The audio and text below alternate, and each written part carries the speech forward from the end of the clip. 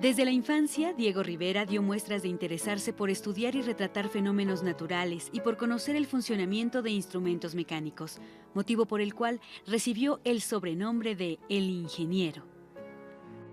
En la medida que alcanzan mis recuerdos, siempre dibujé. Casi tan pronto como mis gruesos dedos de niño pudieron coger un lápiz, empecé a pintar. Para impedir la destrucción de toda su casa, mi padre destinó un cuarto especial en donde se me permitía escribir en cualquier cosa que quisiera.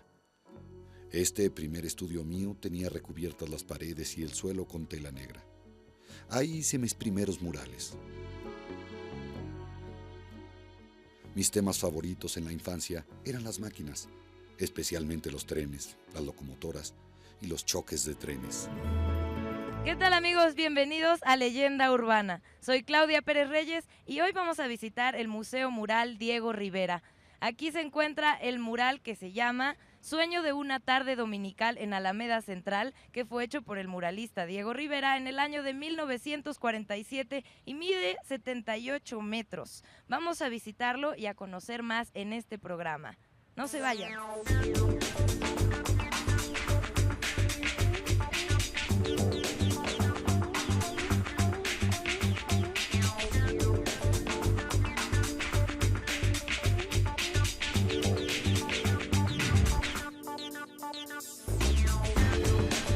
Mi nombre es Alberto Barranco Chavarría y esto es Leyenda Urbana.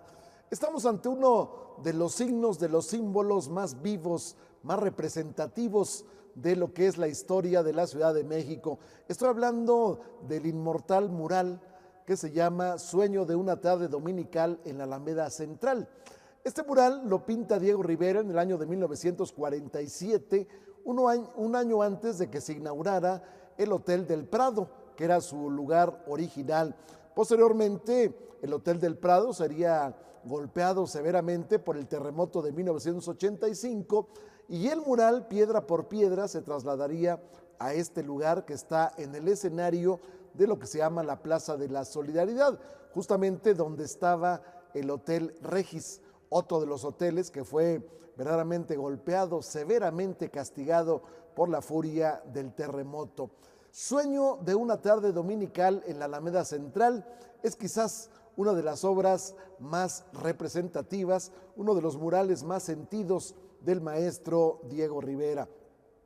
Estamos hablando de una dimensión de 15 metros de largo por alrededor de 4.80 de alto.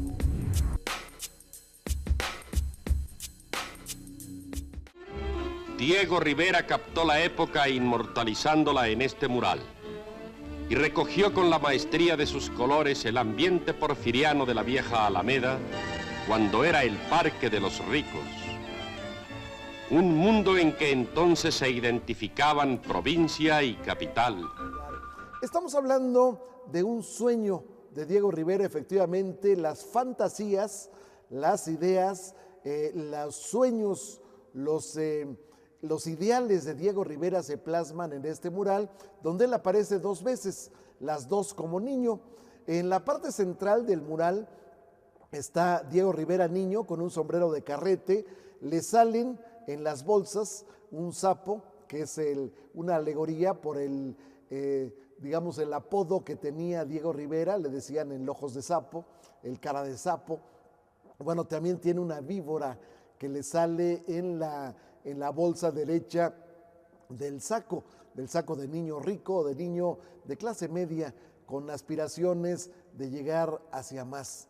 Diego Rivera niño está con un sombrero de carrete y está al lado de la que en ese momento, en la fantasía de Diego Rivera, representa ser su madre, que es Frida Kahlo. La esposa de Diego Rivera lleva en la mano derecha los símbolos del yin y el yang, que son los símbolos de la vida y de la muerte. Ella aparece junto a la calavera Catrina. La calavera Catrina, una de las más genuinas representaciones de lo que era el arte del grabado en México, está del brazo de su creador, justamente el grabador José Guadalupe Posada. La Catrina, que en realidad representa la Coatlicue, está emperifollada a la Belle Époque. es decir, lo que era la elegancia del París de aquel entonces, principios del siglo. En la alegoría de la Alameda hay una parte importante, se ve lo que fuera parte de la Alameda, que es el kiosco morisco, que está ahora en la Alameda de Santa María de la Ribera. Estamos hablando también de un policía que recrimina a una familia de indígenas por entrar a ese lugar. En este caso, estamos hablando, pues, el recuerdo de aquello cuando la Alameda estaba cercada y cuando había un letrero que decía se prohíbe la entrada a pelados. Hay un recuerdo también que realiza en la alegoría José María Vigil. José María Vigil, uno de los grandes historiadores, recuerda los orígenes de la Alameda cuando estaba frente al quemadero de San Diego, lo que fue el convento de San Diego, en la parte poniente de la Alameda, donde finalmente se hacían los autos de fe de la Inquisición. Ahí está justamente montada en un burro, en una forma grotesca, porque está al revés, Violante de Carvajal. Violante de Carvajal era una mujer bellísima, integrante de una familia que fue acusada de judaizante, es decir, de practicar el rito judío. Y entonces fue la única que se salva de la muerte en una familia verdaderamente trágica. Ahí está también, desde luego, el virrey que fue realmente el artífice de la Alameda, don Luis de Velasco. Está también, desde luego, Sor Juana Inés de la Cruz. Está también, bueno, pues el primer gran inquisidor que hubo en la Nueva España, que era el primer obispo, Fray Juan de Zubárraga, quien mandó, por cierto, a la hoguera a un nieto de Netzahualcóyotl. Ahí están también una serie de personajes, está Maximiliano, está también como un símbolo del nacionalismo de Diego Rivera, está el propio Antonio López de Santana, que le está entregando las llaves del país a Winfield Scott. Winfield Scott era el comandante del ejército de los Estados Unidos que llega a invadir México en el año de 1847. Ahí hay dos personajes clásicos del porfiriato que son los empresarios de apellido Landa y Escandón.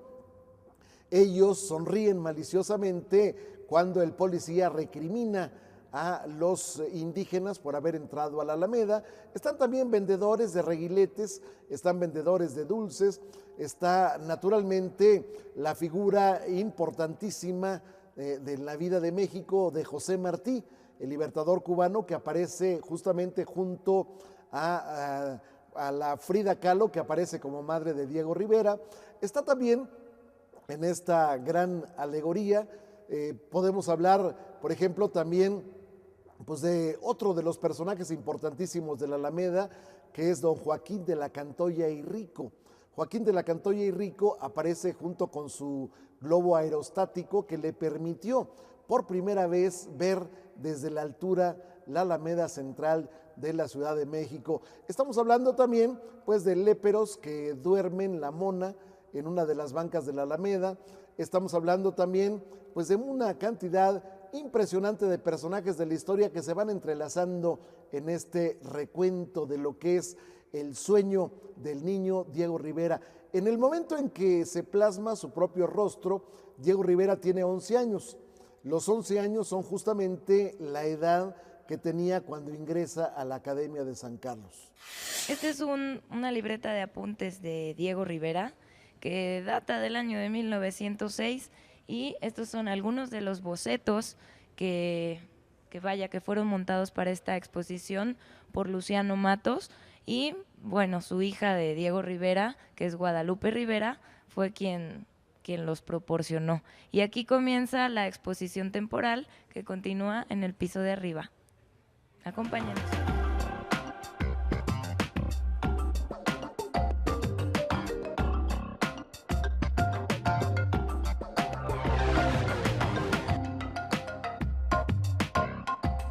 Acostumbrado a vivir en el ojo del huracán, Diego Rivera va a convertir este mural, Sueño de una tarde dominical, en la Alameda Central, en una piedra de escándalo. Estamos hablando de la existencia de una frase que pues, representaría un choque brutal entre las ideas de Diego Rivera y la Iglesia Católica Mexicana. En la parte más polémica de este mural aparece Benito Juárez. Benito Juárez, presidente de la República, tiene en sus manos la Constitución de 1857, en la que marca pues, la distancia entre lo que era la Iglesia Católica y lo que es el poder laico. Abajo de él aparece un personaje polémico que es Ignacio Ramírez, conocido como el Nigromante. En las dos manos tiene un papel, el Nigromante, y en ese papel hay una leyenda que ahora parece inocua. Dice simplemente discurso de aceptación a la Academia de Letrán 1836, pero originalmente ese papel tenía una frase que decía Dios no existe. ¿De qué se trata este asunto? Bueno, pues justamente en 1836, en septiembre, 3 meses después de constituida la Academia de Letrán, va a ingresar como socio Ignacio Ramírez y va a presentar como tesis central, vamos, como discurso de aceptación, va a presentar un ensayo que tiene como nombre Dios no existe. Dice que la naturaleza se equilibra sola, no hay un Dios, no hay alguien, no hay un ser supremo que marque el ritmo de las cosas. Pero para poder entender de qué se trata este asunto, hay que hablar primero de qué era la Academia de Letrán. La Academia de Letrán se funda en el mes de junio de 1836. Se funda en una habitación de lo que era el Colegio de San Juan de Letrán. Siendo un colegio de una actividad intensa, los profesores tenían su lugar, tenían su residencia en el mismo lugar. Uno de los profesores, José María Lacunza, junto con su hermano Juan Nepomuceno Lacunza, van a permitir que en su cuarto, en su pequeño cuarto, donde viven su internamiento como profesores, van a crear una academia a la que le ponen Academia de Letrán. Esta academia va a tener como presidente a don Andrés Quintana Roo, va a participar en ella, entre otros, el general José María Tornel, va a participar también un personaje importante en su tiempo, el siglo XIX, estamos hablando de Aguilar y Morocho. Estamos hablando también, desde luego, de un personaje prominentísimo como miembro de esta academia, que es Guillermo Prieto. Guillermo Prieto nos va a hacer el relato pormenorizado de cuál fue la llegada de Ignacio Ramírez, a que después se conocería como colaborador de periódicos como El Siglo XIX, como El Demócrata, se le conocería con el seudónimo del Nigromante. Dice lo siguiente Guillermo Prieto: Ramírez sacó del bolsillo del costado un puño de papeles de todos tamaños y colores, algunos impresos por los dos lados, otros en tiras, como si fuera una baraja, y finalmente la armó y entonces leyó aquella frase que cayó como si fuera un balde de agua helada sobre los presentes. La naturaleza se equilibra sola, no hay Dios. Eso es lo que dice el Nigromante, y entonces el maestro Diego Rivera va a recoger esa frase, la va a colocar en este papel que sostiene el propio Ignacio Ramírez, y se va a armar, como dicen vulgarmente, el San Quintín. El caso es que de pronto la turba entra al flamante Hotel del Prado, y entonces va a llegar hasta el mural y va a causar destrozos. En primer lugar, van a raspar la frase Dios no existe, y en segundo lugar le van a dar una tajada con una navaja al rostro del Diego niño, el niño de 11 años con el sombrero de carrete, la edad en que ingresa a la Academia de San Carlos. Bueno, esto se va a dar en medio de gritos de Viva Cristo Rey, Dios sí existe, pero la turba no se contenta con eso.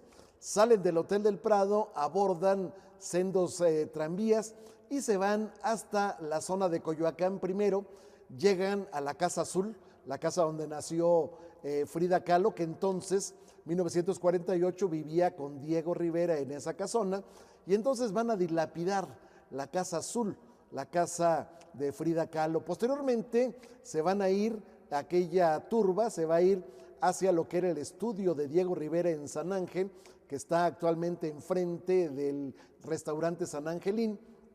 Bueno, pues ahí también van a dilapidar esto, que era pues un conjunto donde cabía una cantidad impresionante de luz, tenía grandes vitrales, tenía grandes ventanales. Bueno, pues todo ello es dilapidado por la turba.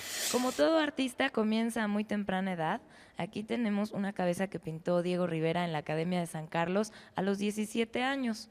Esta es una de las primeras copias de esculturas clásicas que arribaron a la Academia de San Carlos como auxiliar didáctico. Fue el busto que representa a un joven personaje que forma parte del grupo helenístico, que plasma el instante en que el sacerdote Laoconte y sus hijos son enroscados por dos serpientes.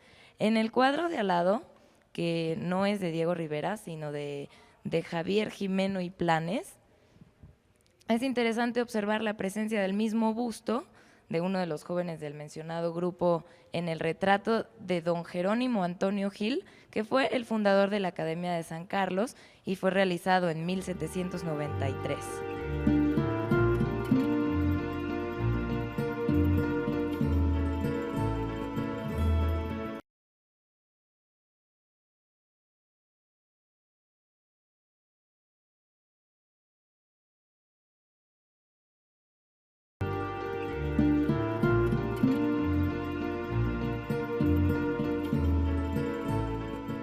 Me encuentro con la directora del Museo Mural Diego Rivera, ella es Carmen Gaitán, quien se inspiró en el 50 aniversario de fallecimiento de Diego Rivera el año pasado para montar o curar esta exposición junto con la investigadora Susana Pliego. ¿Cómo estás? Cuéntanos un poco sobre este primer bloque, por favor. Bueno, como lo bien has dicho, se inscribe dentro del homenaje nacional que celebró el Instituto Nacional de Bellas Artes, y aquí tenemos a Santiago Rebull, uno de los maestros de Diego Rivera en la academia. Diego Rivera entra a la academia a los 10 años y ¿por qué se caracteriza? Por haber sido sumamente rebelde. En la academia se tenía que copiar y copiar y copiar la misma figura. La Venus de Milo siempre está de pie y Diego se atreve aquí a los 16 años, 17, a acostarla, a tirarla, lo cual es todo un rompimiento de siglos de clasicismo. Aquí Diego hace pues la tira y es un escorzo y es una manera realmente diferente de posicionar a la Venus. En esta exposición lo que hicimos es tener un núcleo en el que también presentamos fotografías de la familia, de los bisabuelos. Él es de Guanajuato, como tú sabes. Aquí están los bisabuelos, que eran gentes de bastante dinero, pero que van perdiéndolo conforme los avatares de la vida. Son los bisabuelos. Aquí tenemos a la abuela en la parte de arriba, a la madre muy joven, y en la tercera fotografía tenemos a los padres en una fotografía color.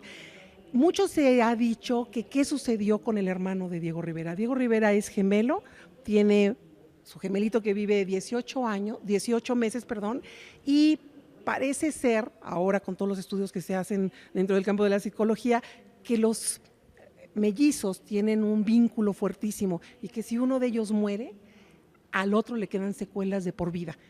Digamos que tal vez por eso Diego es un hombre tan extravagante, extraordinario, exaltado. Es un hombre con una personalidad que sigue marcando aún hoy, 50 años después de su muerte, y lo podemos ver en esta fotografía a los 17, 18 años, ya una actitud como de reto y de arrogancia ante la vida. Entonces pensamos que esta era una buena muestra que podía complementar a las otras que se hicieron sobre Diego Rivera. ¿Por qué? Porque es una etapa poco conocida, pero era muy importante para nosotros que el público que nos ha visitado afortunadamente en gran número pudiera darse cuenta de las influencias que también tuvo Diego en su paso por la academia.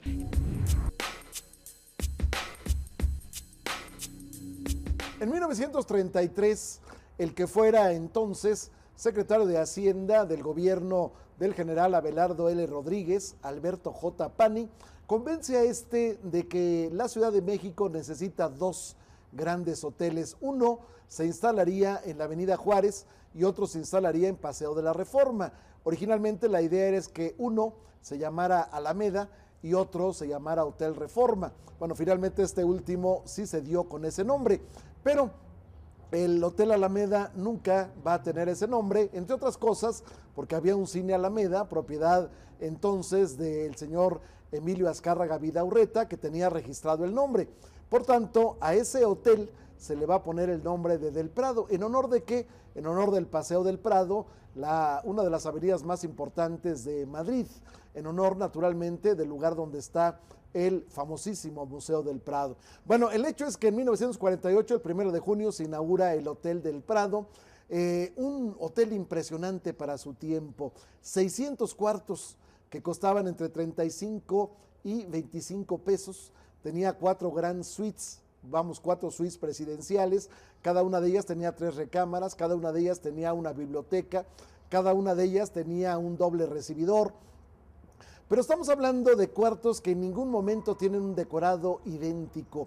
600 cuartos, 600 habitaciones distintas, en donde se dijo originalmente que iba a haber cuadros de grandes pintores mexicanos, por ejemplo José Clemente Orozco, el propio Miguel Covarrubias, conocido como El Chamaco, el propio Diego Rivera. Van a ser cuadros de Caballete que se van a colocar junto con los de Roberto Montenegro en cada habitación, y la gente que quisiera podría comprar estos cuadros, con lo cual, bueno, pues el hotel tendría una misión adicional que cumplir. Naturalmente, el eje, el centro, era el Salón Alameda, en donde estaba el mural de Diego Rivera.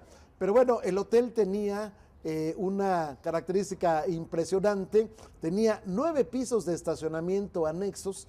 Por primera vez en la vida de la Ciudad de México se van a utilizar elevadores eléctricos para subir a los carros. Por primera vez en la vida de México va a haber un hotel que tenga una estación de radio propia, que lo mismo podía enviar noticias a las habitaciones, que podía enviar música ambiental a los lugares de recreo. Este hotel va a convertirse en el más importante, en el más lujoso durante muchos años de la Ciudad de México. Por ahí van a pasar una cantidad impresionante de figuras internacionales. Aquí tenemos uno de los primeros maestros que hoy en día sigue siendo un gran pintor, que es José María Velasco.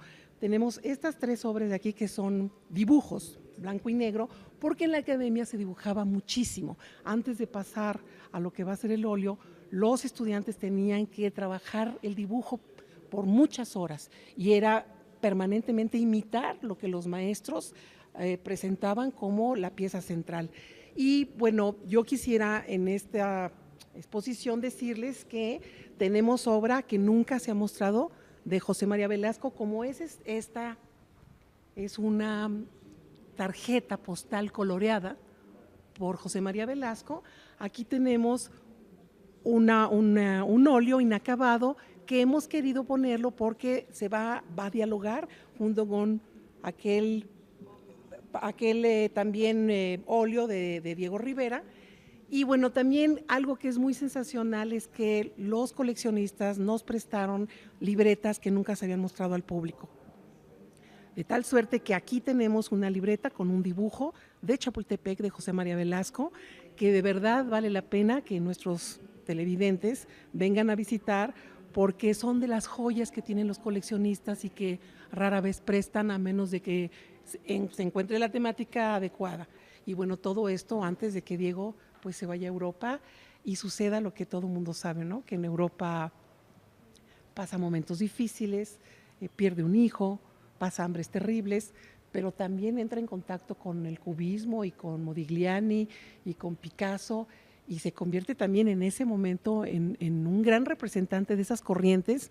Y bueno, después ya sabemos que regresa en 1910 a México a una gran exposición, pasa también un largo periodo hasta 1921, regresa ya para quedarse en México, y bueno, gracias a Vasconcelos hace un recorrido por todo el país y hay una especie de ¿cómo podríamos decir? Como de algo se despierta en él cuando ve toda la mexicanidad a través de las ruinas de las zonas arqueológicas, y bueno, pues ahí empieza a gestarse ese Diego Rivera que todos después vamos a ver en el muralismo, amén del Caballete.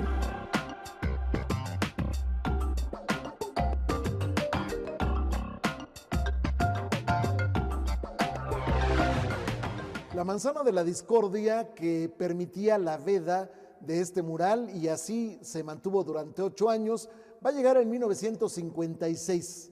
2 años antes había muerto Frida Kahlo, lo cual le había ocasionado un gran problema de carácter interno a Diego Rivera.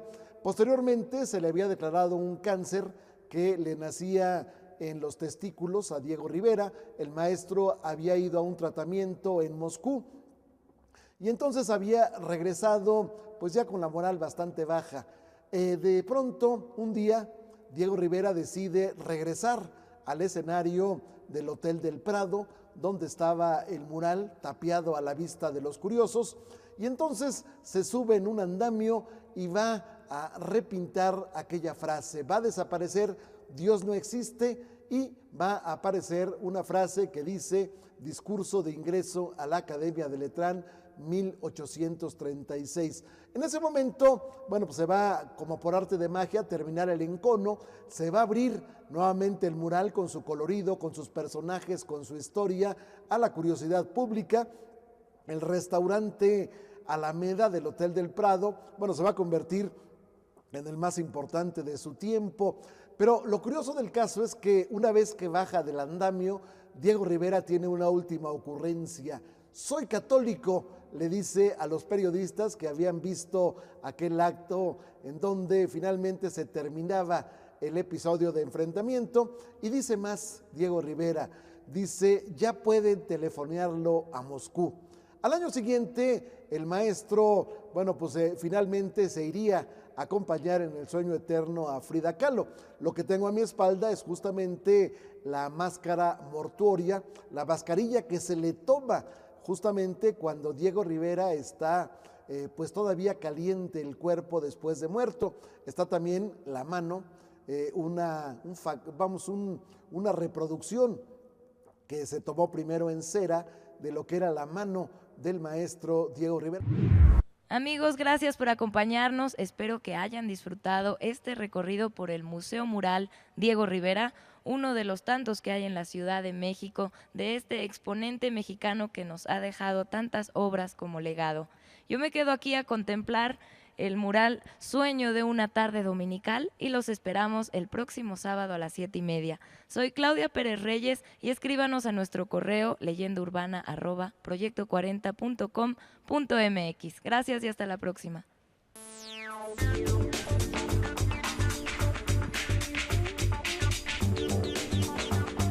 Bueno, y con esta anécdota de Diego Rivera, que está finalmente vencido por la circunstancia, aunque no derrotado en sus ideas, terminamos este programa en donde hicimos la alegoría del sueño de una tarde dominical en la Alameda Central. Gracias por habernos visto, gracias por haber estado con nosotros en este que es Proyecto 40. Recuerde, los sábados a las 7:30 de la noche, Leyenda Urbana.